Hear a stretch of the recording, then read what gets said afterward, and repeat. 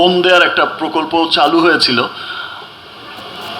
Maybe সেটা এখন আবার বন্ধ আছে। যদি বন্ধ হয়ে থাকে সেটা আবার চালু করা দরকার, সহজ শর্তে দেওয়া দরকার, এবং বিষয়টাকে যত দ্রুত সম্ভব একটা উদ্যোগ সরকারকেই নিতে হবে। একবার যখন নাকি হলের এই ব্যাপারটা এসেছিল, এই সহজ শর্তে লোনটা দিয়ে, তখন কিন্তু আমি দেখেছি যে, শুনেছি যে অনেক মানুষই কিন্তু নতুন নতুন করে সিনেমা হল করার উদ্যোগ নিয়েছিল। ইনফ্যাক্ট আমি নিজেও একটা উদ্যোগ নিয়েছিলাম, ফাইন আমি যে কটা পারি, যতটুকু পারি, কিছু সিনেমা হল বানানো।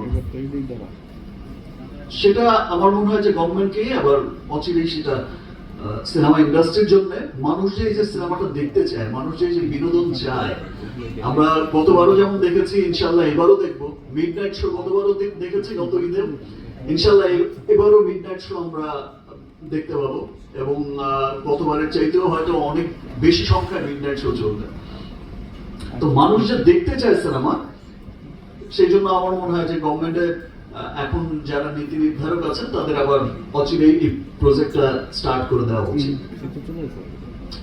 Thank you. হ্যালো, আমার নাম হাসনাত জুবায়ের, আমি কাজ করি বাংলা ভিশনে। আমার দুইটা প্রশ্ন, একটা প্রথম প্রশ্ন হচ্ছে রাজু ভাইয়ের কাছে এবং সেকেন্ড প্রশ্নটা জয়ের কাছে। বাট আমার মনে হয় যে সেই বিষয়টা